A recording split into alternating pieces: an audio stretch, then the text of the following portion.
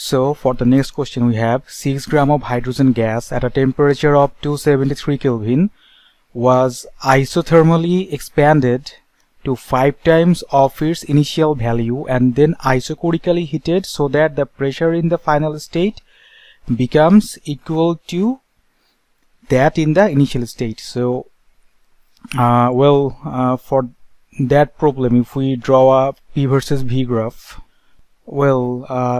let's say this is state number 1 and the gas is expanded 5 times of its initial value. As from 1 to 2, the process is isothermal. Here temperature along this line will be constant. That means here T1 will be T2.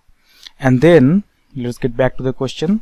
Then isochorically, that means keeping volume constant, heated so that the pressure in the final state becomes equal to the pressure in the initial state. So let's get back. That means the pressure in 1 will be equal to pressure in 3. And as the process is isochorical, that means the volume will be kept constant. The graph from point 2 to point 3 will be a perpendicular line over volume exists, because in this case volume is kept constant. So from 2 to 3. So here, according to the question, the pressure in state 1, that means in this initial state, is equal to pressure in the final state. So now in the isothermal process here,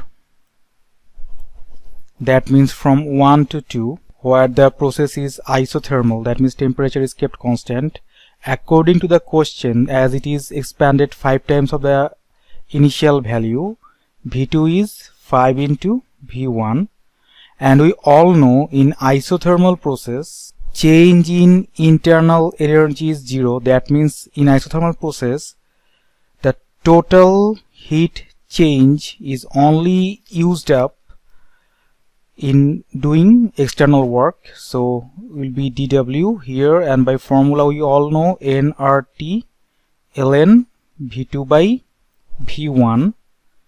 So we have to now find out number of moles. We know what is R. We have to find out temperature. Look, temperature here is given, and the amount of hydrogen gas was 5 grams, so 6 grams, sorry. 6 by 2 into 8.316 into temperature 273 Kelvin ln, it will be 5, that amount of joule. So we will have an amount here, and it will come around 10942.5 joule approximately. So this is the amount of exchanged heat in the isothermal process, that means while going from point 1 to point 2. Now here, keeping the volume constant, here as in isochoric process we all know work done is 0. That means total supplied heat will be used up in changing internal energy, and which is actually NCV dt. So here dt is, look, it starts from 2 and ends at 3. That means dt will be T3 minus T2, and we already know T2 is T1 because 1 to 2 was isothermal process, and that was 273 Kelvin. So we can write this as T3 minus T1. So now we have to find out T3.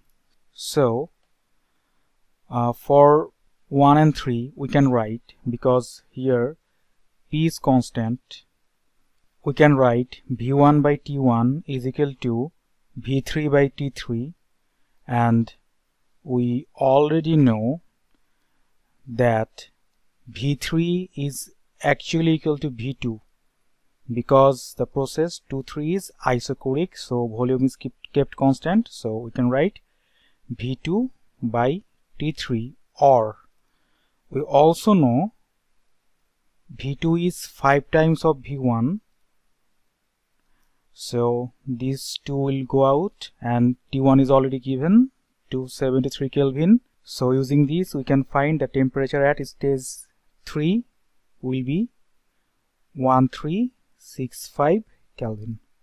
So we have found T3, then we can use this equation to find the exchanged heat or heat change while going from 2 to 3. That will be N is 3. As hydrogen is a diatomic gas, we all know for diatomic gas gamma is 1.41, and we all know Cv is R by gamma minus 1.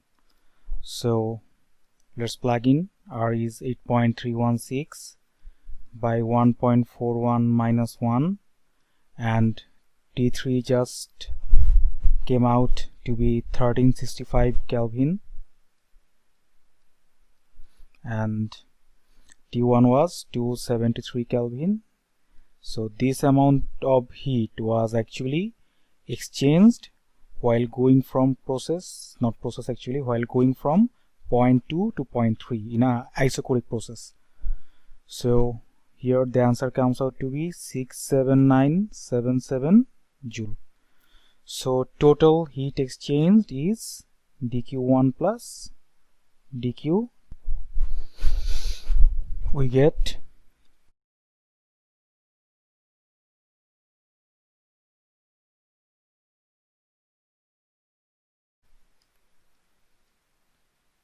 that is our answer.